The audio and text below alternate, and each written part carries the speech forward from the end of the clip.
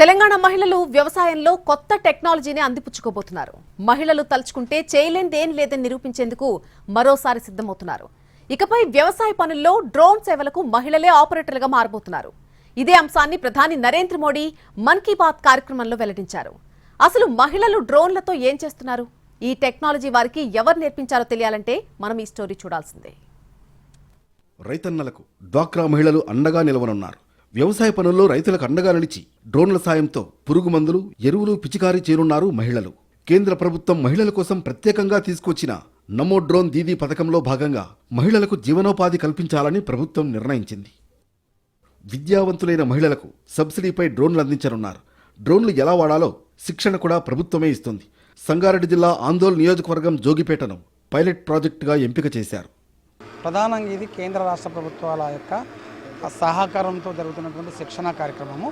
ఈ శిక్షణ ద్వారా వ్యవసాయ రంగంలో వస్తున్నటువంటి సాంకేతిక అభివృద్ధిలో భాగంగానే ఈరోజు మహిళా సంఘాలకు డ్రోన్ ఆపరేట్ చేసి తద్వారా అగ్రికల్చర్లో డ్రోన్ ద్వారా స్ప్రే చేసే విధానము టెక్నికల్గా అవన్నీ కూడా సభ్యులకు నేర్పించడం జరుగుతూ ఉంది.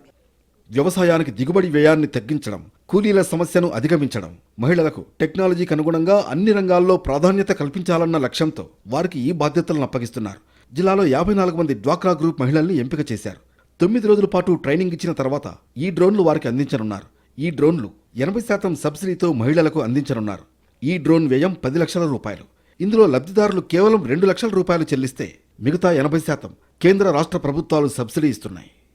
మాకు ఈ డ్రోన్ ద్వారా రైతులకు చాలా ఉపయోగాలు ఉన్నాయి సార్.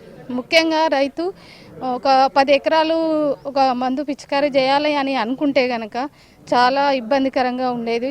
వాతావరణం కానీ, వర్ష సూచన కానీ, ఎండ కానీ చాలా ఇబ్బందికరంగా ఉండేది. ఈ డ్రోన్ వల్ల మాకు ఒక ఎకరానికి 8 నిమిషాలలో రైతు ఈజీగా పిచికారీ చేయగలుగుతున్నారు సార్. డ్రోన్ సేవలను మహిళలు తమ వ్యవసాయ పొలాలకు ఉపయోగించడంతో పాటు గ్రామాల్లోని ఇతర రైతుల పొలాలకు సేవలందిస్తారు. ఇందుకోసం రైతుల నుంచి మహిళలు కొంత మొత్తాన్ని ఛార్జ్గా తీసుకుంటారు. ఈ డ్రోన్లతో ఒకే రోజు 20 ఎకరాల వరకు పురుగుల మందు పిచికారీ చేయవచ్చు. డ్రోన్ల వినియోగంతో రైతులకు శ్రమ, ఖర్చు, సమయం ఆదా అవుతాయి. ఈ డ్రోన్ల పిచికారీతో కొత్త టెక్నాలజీలో అడుగు పెడుతున్నామని మహిళలు సంతోషం వ్యక్తం చేస్తున్నారు. ఇది మొట్టమొదటిసారిగా తెలంగాణ రాష్ట్రంలో అందోల్ మండలంలో డ్రోన్ ట్రైనింగ్ ఆపరేటింగ్ అనేది ముందుగా మొదటిసారిగా పెట్టడం జరిగింది. ఇక్కడ వచ్చేసి 10 మండలాల నుంచి 56 మంది మహిళలము అండ్ మగపిల్లలు కూడా వివోఏస్ ఉన్నారు. అసలు డ్రోన్ ఎన్ని రోజులు పనిచేస్తుంది, ఎలా వాడతారు, ఎన్ని ఎకరాలు ఎంత లాభం వస్తుంది అనేసి మేము గ్రామాలలో చర్చించి ఆ డ్రోన్ని కొనుక్కొని వాడతాము. ఇదే అంశంపై ప్రధాని మోడీ మహిళలపై ప్రశంసలు కురిపించారు. సంగారెడ్డి జిల్లాలో మహిళలు డ్రోన్లతో వ్యవసాయం చేస్తున్నారన్నారు. గ్రామీణ మహిళలు డ్రోన్ ఆపరేటర్లుగా శిక్షణ పొందారని వివరించారు. పంట పొలాలపై పురుగు మందులు పిచికారీ కోసం డ్రోన్లను వినియోగిస్తున్నారన్నారు. आपने सही सुना. अब गांव की महिलाएं ड्रोन दीदी बनकर ड्रोन उड़ा रही हैं और उससे खेती में नई क्रांति ला रही है.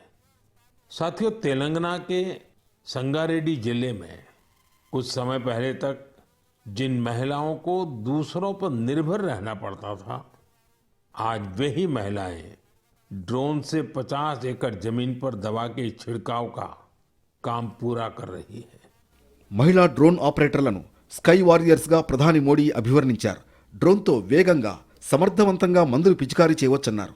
దీనివల్ల నీటిని, మందుల వినియోగాన్ని 30 నుంచి 40% వరకు తగ్గించవచ్చని అభిప్రాయపడ్డారు.